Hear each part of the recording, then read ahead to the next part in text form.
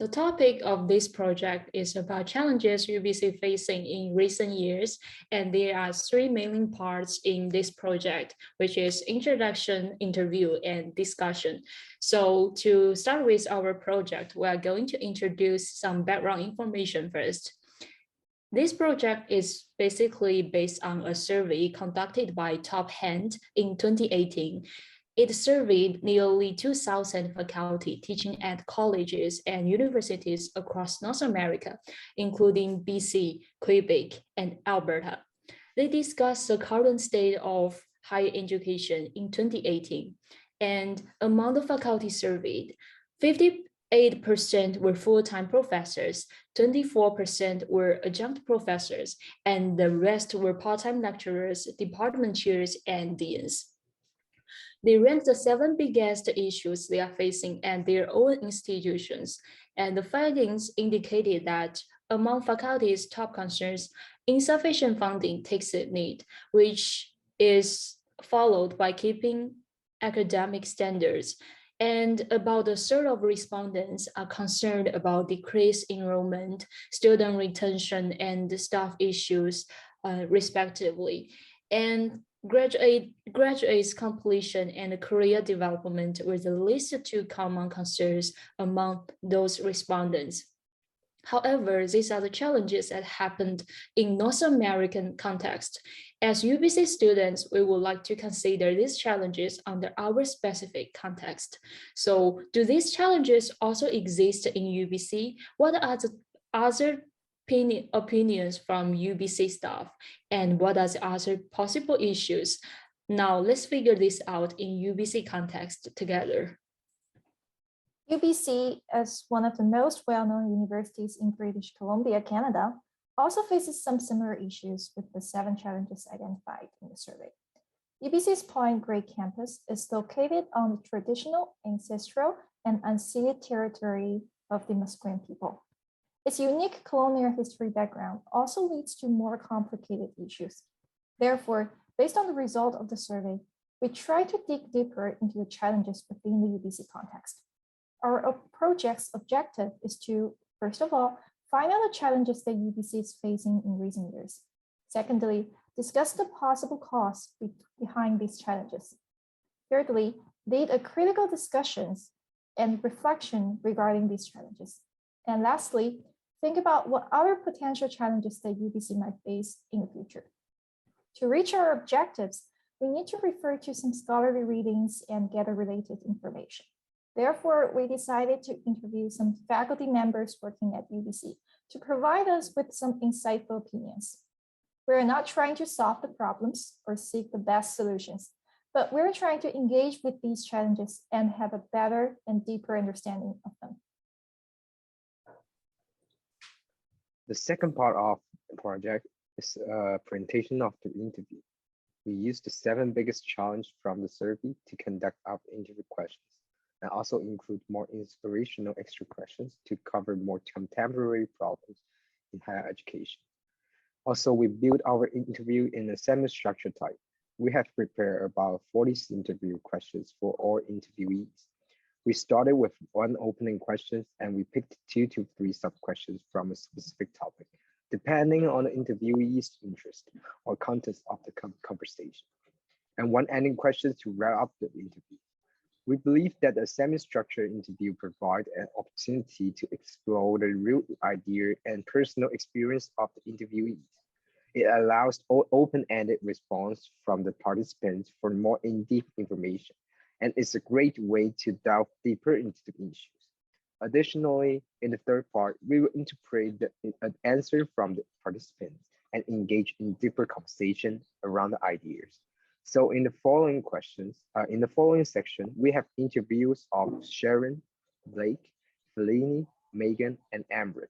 The whole interview has been recorded and edited into the 5-minute interview clips of each participant.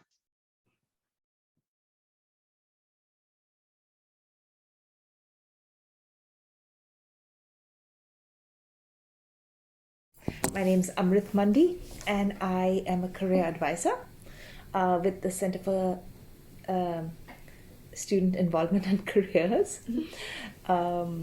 I've worked with UBC for about more than 10 years. And I've worked in my present role for a couple of years. And before that, I used to do help with learning and development in HR.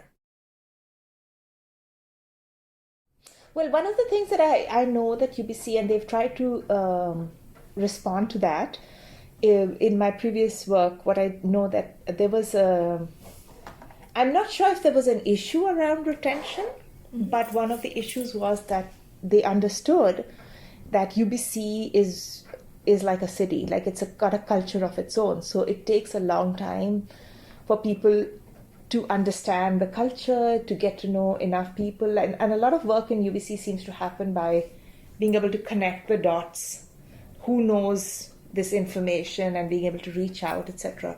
So I think one of the things that they had begun to realize was that if they lose somebody after a few years, that's a big loss. It's a big cost, and it's a big loss because that person has a lot of internal knowledge which they would like to keep.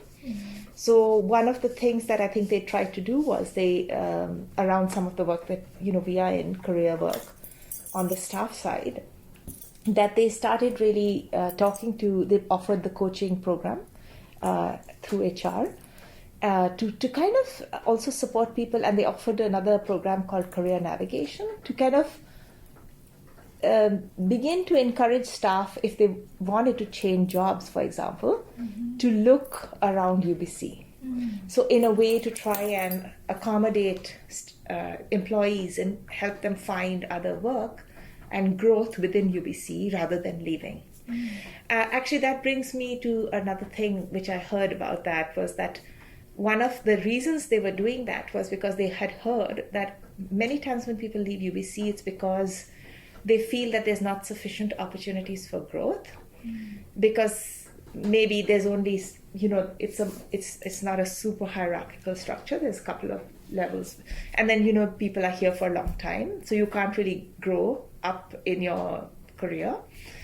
So I think from that perspective, they were looking at retention in that way, that okay, even if you can't move up in your particular area, it's worthwhile looking at around UBC because there's so many roles and positions. So that was, I think, one of the things. I think another challenge, and this is not specific to UBC, I think this is just our students, which is true for most students at this point, is that they are stepping into a really challenging, complex world, where the world of work and the labor market is changing so rapidly that we have to really help them understand it and get comfortable navigating it and not get overwhelmed by it. So I think that's not necessarily a challenge that UBC is facing, but one that UBC needs to attend to with regard to the students, because they are going to be facing that challenge externally. Firstly, I think it's really important that we support students to get a really strong awareness of themselves. Because if you don't have that, it's very challenging to, you don't even know what's going to be satisfying for you because you don't have a good understanding of that, right? And sometimes we don't actually encourage students to develop that strong self-awareness because they're always so busy with their studies, their work, they're doing something outside. So I think one is that internally, what are you interested in? What is it you want to contribute? What's important to you? What do you value? It's really important to help students understand that. And I think it's definitely very important to help them understand what's going on in the world, in the labor market, and how are they going to position, how are they going to navigate that? I think the third area that I think is very important, which universities try to do, but they always, I think, come under attack, is that I think universities are also the place where people are prepared, like you said earlier, Yulin, to think critically, to understand what are the social structures that we are part of, to think critically about those social structures and think about if those are appropriate, to think what it means to be, function in the world as a good citizen. Is this current environment that we've created outside, in the world, is this the right one? Like you said, the economic, corporate structures that are there, very helpful, but are they also appropriate? Can we work with those structures as well as push back against them? So I think universities also have a job to do in all three of those areas. It's not simply about preparing people for the job market. It's not simply about helping them get to know each other themselves, but it's also to think critically about all of that and to think about the world that we want to be living in, because really they are going out, they're going to be stepping out and helping create the world that we live in the future.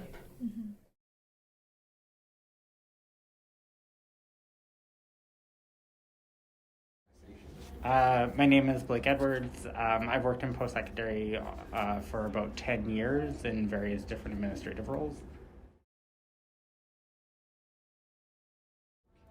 I think UBC is facing a few different challenges. I mean, the largest one right now is the pandemic in which we live and how to come out of that, and how both on the governance side, so if we look at the internal workings of the institution, how we can balance this work-life balance that people have adjusted to because of the pandemic, but also how we actually accommodate education, and realizing that a lot of things don't necessarily have to be done in an in-person setting.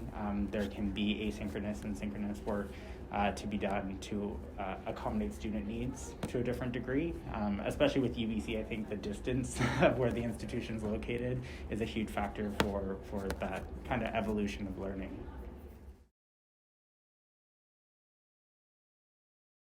Yeah, I think neoliberalism is the foundation of the institution. I mean, neoliberalism encompasses what capitalism is, and we're inherently, post-secondary institutions are inherently capitalist institutions. They rely on different funding structures. They have to follow the capitalist system. They're pushing out students that are trained for the market that we currently exist in. So when we look at the neoliberal context of institutions, it's the reality of what we live, but it's not necessarily, I would argue, a good foundation for where institutions could be, because we're so reliant on what our capitalist system is.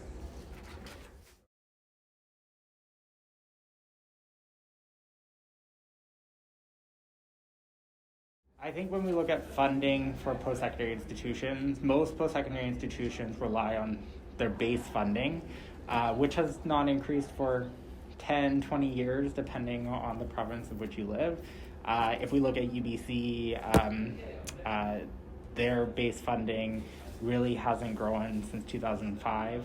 And that's the same across other institutions. So what universities and colleges have to do is they have to adjust their practices and adjust their budgets to meet the deficit. And the deficit that I'm talking about is what the base funding used to cover, but now with the cost of inflation, with different pay scales as employees progress through their years with the institution, and the ongoing operational costs, there's always going to be a deficit to be run, and the money that they're initially given and the FTE, which is the full-time equivalent funding for a specific student or full-time student coming to the institution, that might be the only adjustment that's made, and that's really to just increase the amount of students that your institution can have or what that program can have. So often the government will incentivize you to run another intake for a trades program or increase engineering because there's a demand in the community.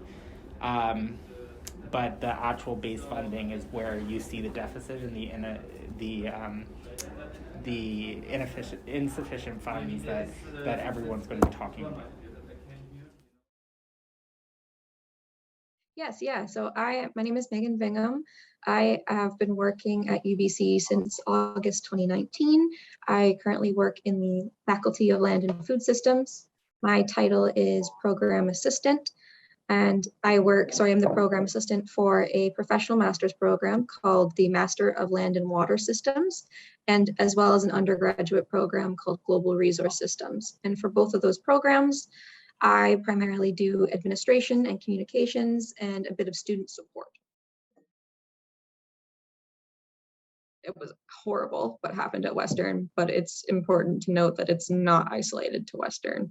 This happens across every university in Canada. I'm sure around the world. But especially, like, I've definitely seen it at UBC. From my time, although I didn't go here as an undergrad, I had friends who went here. I visited UBC as an undergrad, and I saw that sexism. I saw that I saw different levels of assault, and it's definitely rooted in sexism and racism. And again, that's another issue that has to change at the institutional level, because I mean, universities were made for and by white men. And it still does to this day, white men. Well, white people in general, but especially men. I don't have an answer. I mean, I think one thing that would help would be to abolish fraternities and sororities at the university, because at least at UBC, where a lot of those incidents happen, are at the fraternities. There have been many cases at UBC of assault at the frats just down the road from me, over the years, for many years, like from the time my parents went to UBC. It's not new. I think it's definitely increased over statistically, sexual assaults have increased. But I think fraternities are a breeding ground. And this is just one aspect. There's many different aspects but I think one bit would be to shut down fraternities, because it's that misogynistic culture that encourages all these, young men to treat women and queer people and LGBTQ plus, I'm including that as well, as lesser than themselves. And I mean, I don't doubt that these young men who would want to be part of a fraternity would still think that way, regardless if there was a fraternity. But I think you'd have less of that group mentality. Whereas when you're at a frat, you have that like group mentality, you're all together. And it's also on UBC's campus. So if you shut that down, I think it would just, I would like to think that it would help provide or lessen the amount of unsafe spaces there are on campus. Because even now as a staff member, I don't like walking around UBC. And faculty, and of course and that's extremely important for student support. I think it's also really important to pay those staff members, because if you're an Indigenous staff, and this can be said for also many other POC staff and faculty members, but I'll speak directly towards like Indigenous staff. But they will, because there's so few of them on campus, and there's also such a low population of Indigenous students on campus, those students then rely on, like not necessarily, but most likely rely on those staff and faculty and see them as mentors. So already those staff and faculty, so Indigenous staff and faculty, are putting in much more time, like physical time and emotional time. So like physical work and time and emotional work and time than other staff members are. So I think it's really important. And also like we've also looked at this in class, how they are, because there's such a low population of Indigenous staff and faculty, those people are then recruited to be part of like equity committees, or just committees in general, to act as a Indigenous voice of representation. And you don't get paid unless specifically stated. Most of those places, those committees are volunteer based, so you don't get paid to be on those committees, and you are being forced to act as the voice, like the representation of all Indigenous people everywhere, which is ridiculous because of course there's so many different nations and different cultures that they can't represent everyone. So you're putting all this, and then you're putting all this weight and on those people, and they're not being paid for it. So I think the pay is extremely important if we're going to work towards reconciliation. It's to acknowledge the efforts that those people are being that put into it, like being as mentors, as I guess representatives. It shouldn't be a volunteer base, like they should be compensated for that. And then another thing would be acknowledging or finding a way to, well, of course, like, yeah, there's funding available for Indigenous students, but I don't think, and I think many other people would agree with this, there's enough for those students. Why should they have to pay 20 to 25 grand to attend grad school when on the land that was stolen from them? Does that make sense? No, it doesn't make sense. So yeah, and like, if of course, like a bursary is great, but like a $500 bursary it's just not enough. Yeah. And so I think that's where UBC, if the government's not going to do it, then UBC has to be the one to do it and start offering and working with other universities around Canada and start offering ways to, or like lower tuition rates. I'm Sharon Stein. I'm an assistant professor of higher education in the Department of Educational Studies at the University of British Columbia.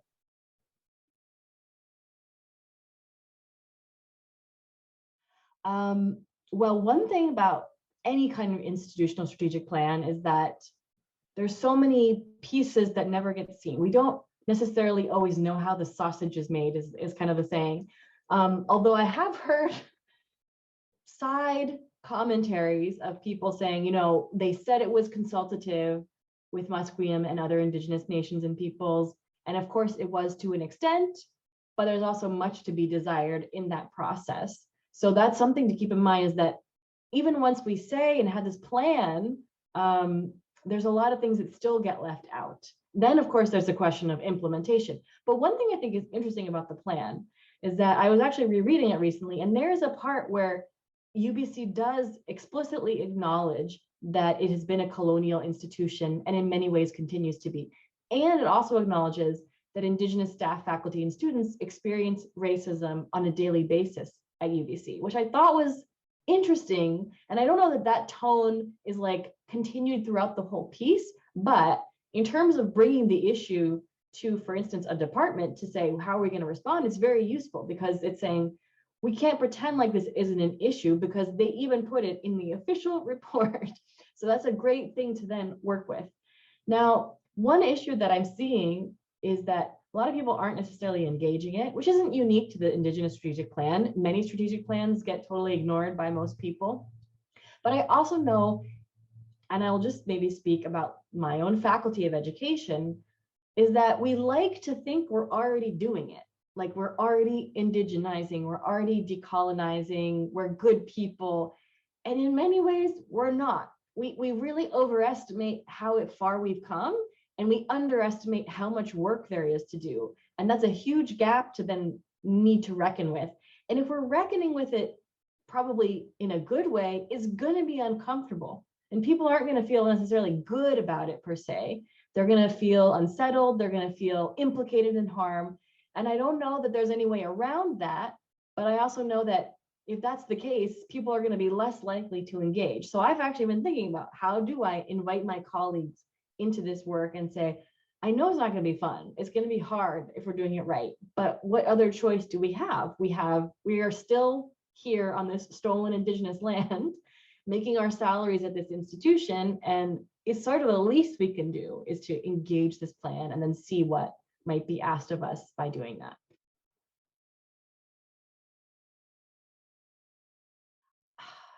It's so hard. And And I see that there needs to be multiple purposes, some of which are at odds with each other. And I don't want to diminish anyone. And I know, for instance, that it is a problem to overemphasize preparation for work, not only because there are other parts of education, but also because jobs are constantly changing. And the jobs that you all have coming out of university are going to be totally different in 20 years and in 40 years. So training for one job seems like maybe not the best thing, although maybe pieces of that are important.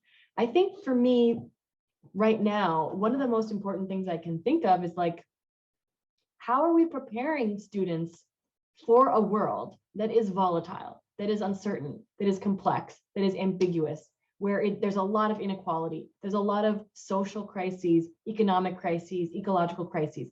And it's not about preparing them with one specific framework or theory, because those theories are going to become out of date because things are changing so fast. So it's really, how do we prepare them to adapt to the changing world in ways that are healthy and socially and ecologically accountable? And there's no one formula for doing that. It's more like developing the dispositions and the capacities so that whatever comes your way, you will be able to face it with integrity and understanding that there are many layers of complexity involved, and that you're probably implicated in the problem, but you can also probably be part of the solution. And those are sort of difficult to pin down, I realize. They're more abstract, but I don't necessarily think we're doing a great job of it, because I often get students coming to me, including undergrads, like who are like, my courses, like, I don't see how they're relevant. And not just, they're not thinking about jobs per se, but they're like, this is not responding to the world. Why are we talking about X when the forest is burning down? Like, why aren't we talking about that? And I'm like, it's a good question. So I think there's something about some of my colleagues that are like, they're afraid to go there, because if they talk about these really serious, scary issues, they don't know what to say. They don't actually know how to prepare the students. But then the students are like, well, we need your help because we don't know what to do either. So I think if we could all just kind of say, yeah, like the world is scary and it's changing and it's not going to get any easier.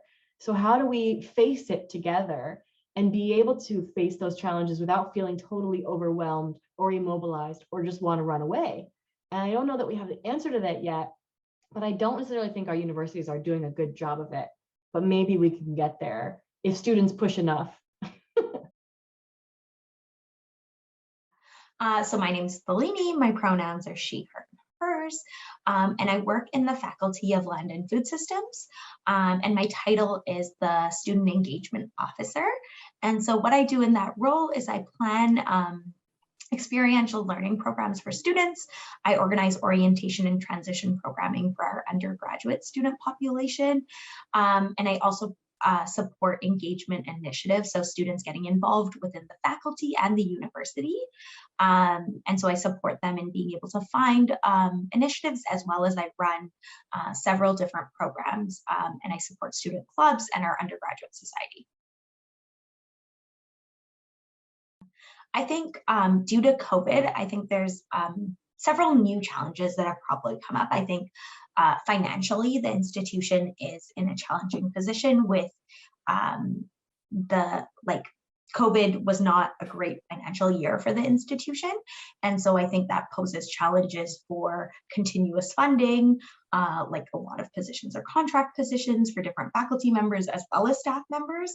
And then I think supporting student initiatives and being innovative is a little bit more challenging when there isn't as much funding coming through. I think particularly COVID-19 and the pandemic was a cause for it. We didn't have a lot of the revenue generating streams of the university were unable to run. So like housing is a big revenue generation, parking is a big revenue generation for the university, textbooks and things like that. And so those were not run in the same ways during the pandemic when we were all over the world. And so I think that's very challenging. I also think government funding has decreased over the last several years, and probably my assumption is will continue to decrease. And so funding becomes a lot more challenging when we're looking to fund from like private organizations or private corporations, or how does that continue to be sustainable for the university?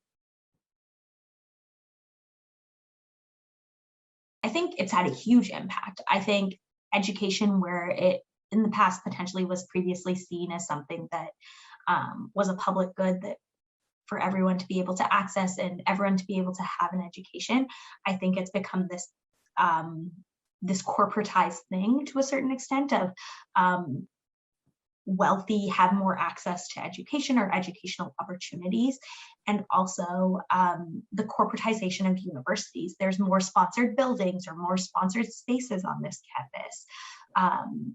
Events are sponsored by different organizations who provide different things for these programs. And so I think neoliberalism has played a huge factor in how the institution continues to evolve and also continues to fund itself.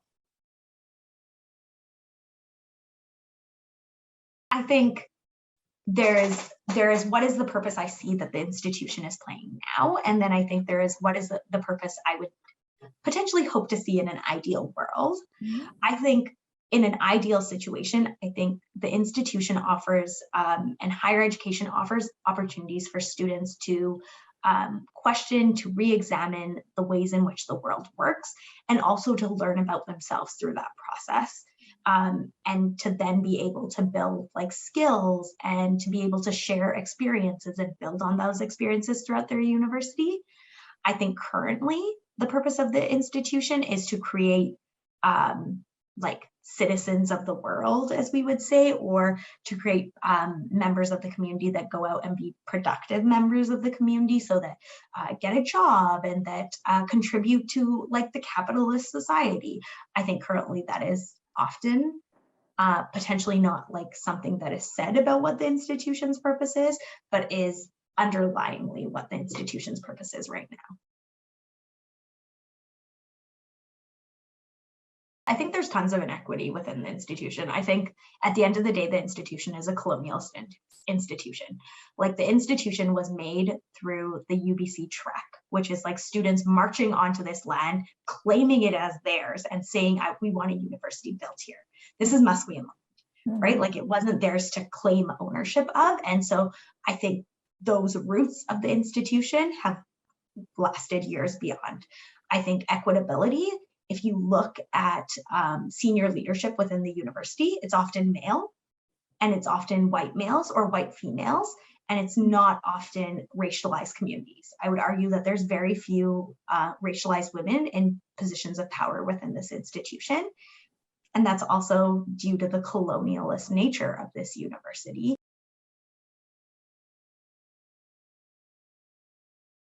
So what I would say is I think like the Indigenous work that's being done, I think it's being done with like the right intention, but I also think it's very tokenistic.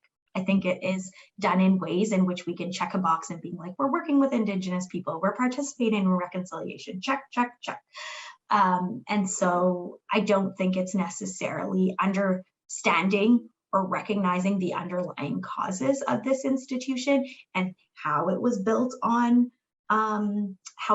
Indigenous land. I think we do land acknowledgements, but they're often done to check that box of we've done a land acknowledgement check.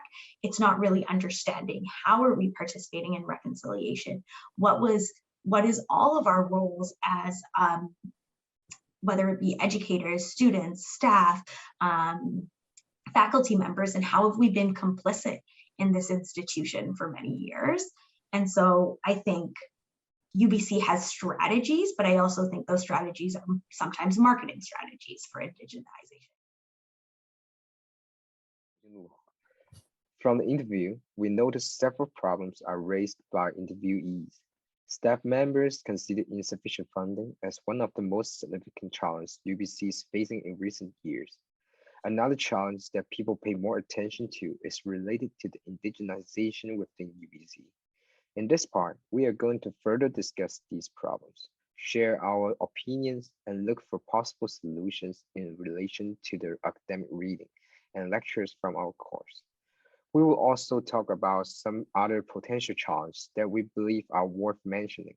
In the end, we will discuss the purpose of higher education and raise more questions that are needed to be further investigated. First, insufficient funding is one of the major challenges in higher education across the globe. According to another study of higher education professionals, 74% of colleges are facing financial problems, and most of them are underfunded. The cuts to higher education projects translate directly into the widespread layoffs, canceled programs, lower quality, unaffordable tuition, and increase in the student debt. The funding issue become a problem we cannot escape or avoid. It was voted as the biggest challenge in the survey and mentions the most during the interview. But some thoughtful ideas around the funding were raised in the interview. So I want to further discuss 3 topics in this section: the financial problem university faced under the COVID-19 pandemic, universities' practice toward insufficient funding, and neoliberalism in higher education. So as Feline mentioned in the interview, she sees the most significant problem of universities is universities are financially challenged under the COVID-19 pandemic. Government funding has been decreased over the past 10 years and will have no improvement under the pandemic.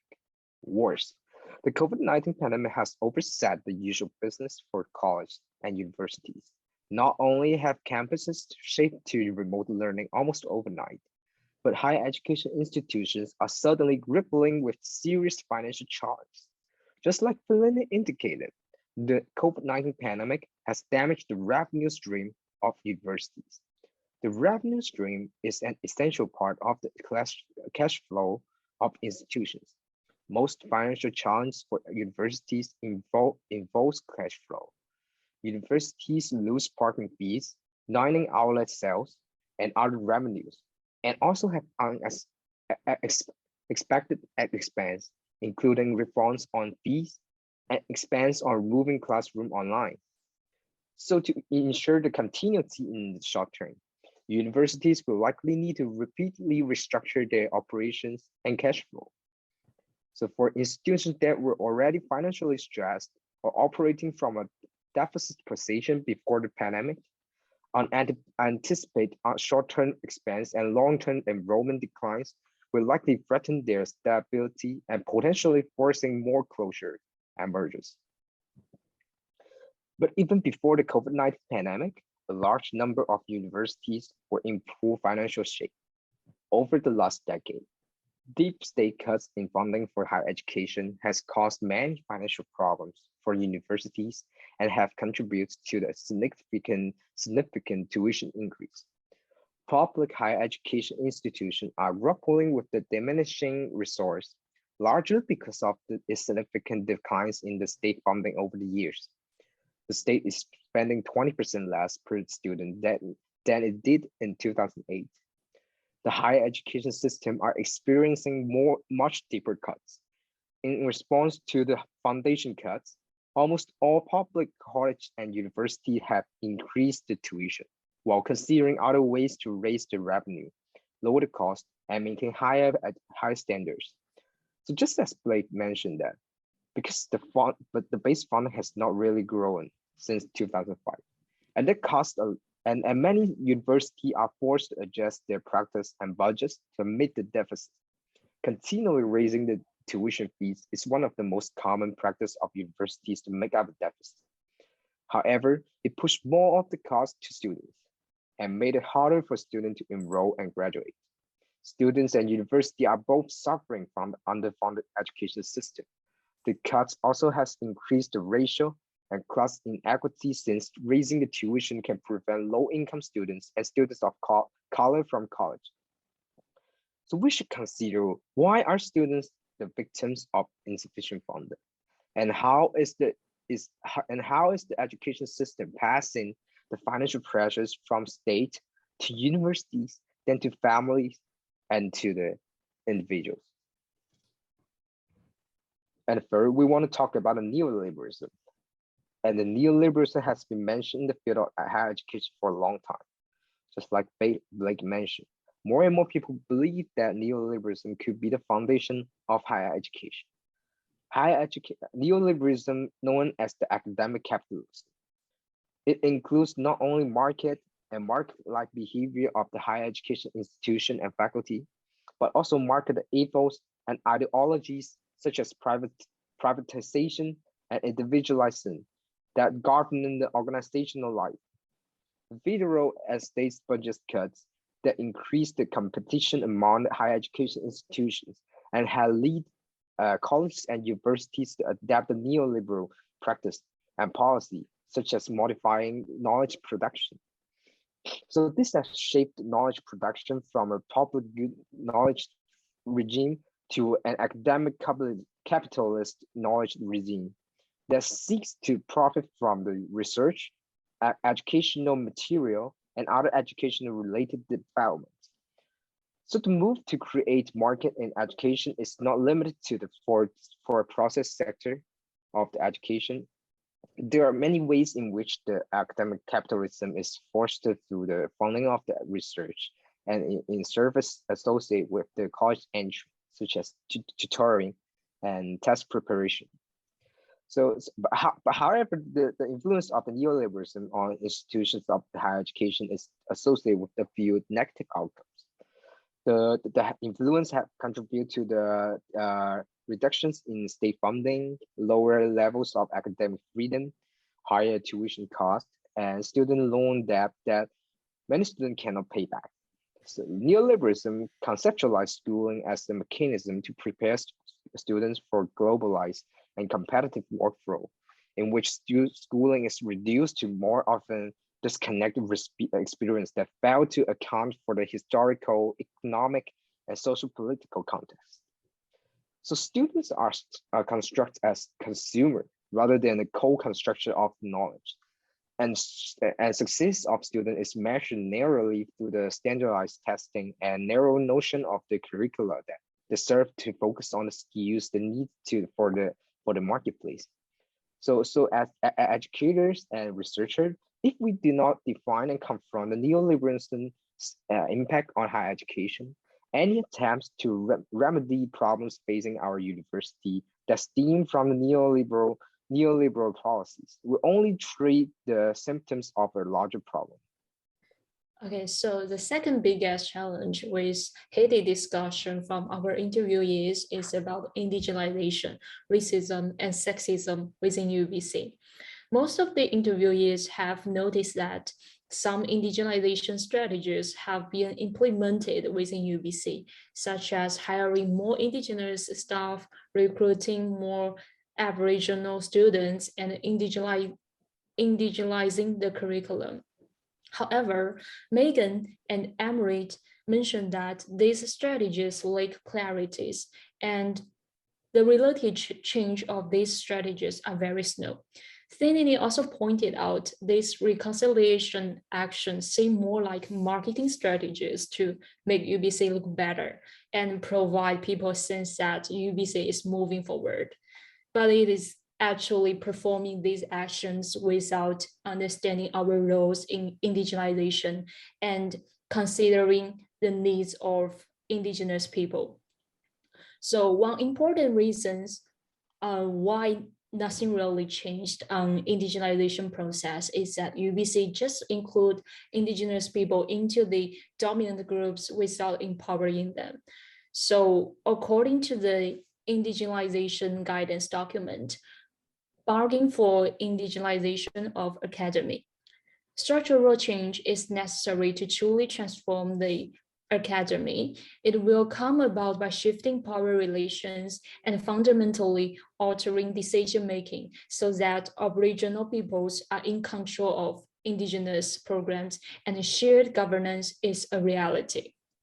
Therefore, as Megan suggested, universities should not only include indigenous representations within their governance, but also give them decision-making power and have indigenous people at higher level to make changes for themselves. And besides, there are some other ways to promote indigenization and reconciliation of UBC in our interviews, such as paying for indigenous representatives to appreciate their efforts, giving more financial support to indigenous students, like free tuition fee or full scholarship. And when talking about the rape culture in higher education, including UBC, Megan thinks it is rooted in racism and sexism, and the universities have to change the institutional structure which favors white men. And according to some research, in Canadian universities, about 90% of the senior executives and deans are white men, while racialized women and men are getting stuck in the middle ranks. There is a power imbalance in which whites dominate Aboriginals, as all the cultures and policies are from the whites. This makes it difficult for the Aboriginal peoples to perform actively to protect themselves from abrasive process. And another way to change racism and sexism in universities mentioned by Megan is to abolish colleague fraternities, which is a group has been widely criticized for practicing elitism, discriminating against non-white students and other marginalized groups, and encouraging misogynic behavior. So studies show that fraternity men are 3 times more likely to commit rape than other men in campus because of the pressure to meet higher masculine standards from their fraternity members.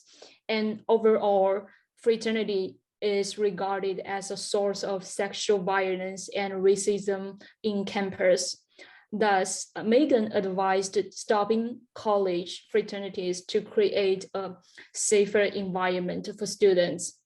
She also mentioned that the training for faculty and the staff regarding to how to provide and create a safe environment for students and people who are facing racism and sexism and other issues should be improved, because she felt that current training is not effective and it's a kind of waste of time. So therefore, when we look at the map of different approach to addressing racism, colonialism, and whiteness in higher education, we can find out that UBC is at the position between minor reform and major reform. Although UBC has created many related documents and policies and trying to provide additional resource to the marginalized people to equip them with knowledge, skills, and cultural capital, there is still a long way to go to empower marginalized groups. Except for the 2 main challenges we have discussed, there are also some other potential issues UBC might be facing in the future. In the interview, Emerit had mentioned that many staff feels that they don't have chances to develop further within the UBC context, and people might want to leave to seek better opportunities. However, these people's leaving will cost UBC a huge loss because they leave with their internal knowledge as citizens living and working in the UBC special cultural context. It took UBC many years to cultivate these faculty and staff members and build strong connections among them. Therefore, the potential challenge that UBC might be facing in the future is how to create more space for people to develop in their careers and how to keep these people from leaving UBC. What UBC is trying to do currently is to offer coaching programs and career navigating programs to help those who want to change their jobs to find better positions around UBC. Although these people are encouraged to grow and develop within UBC, from a long-term perspective, it is still very challenging for UBC to keep these faculty and staff members under its current structure, which is not friendly to career growth. Another challenge Emerit had mentioned is how can UBC prepare students for a rapidly changing environment and make them feel comfortable? This leads to the thought of what is the purpose of higher education and what can UBC prepare students for their future? When we think about the purpose of higher education, many people would say they attend universities to get a degree so that they can be more competitive in the labor market. There is no doubt that universities can help students understand what's going on in the world, what's happening in the labor market, and how they're going to navigate in it. But getting a job is more than getting a degree, and vice versa. Because students need to develop many skills and practical knowledge other than theory. Universities should offer chances and opportunities for students to work and learn and be truly prepared for their future jobs. We can see UBCs fulfilling this purpose by offering work-learn programs and also helping students to build connections with alumni and employers.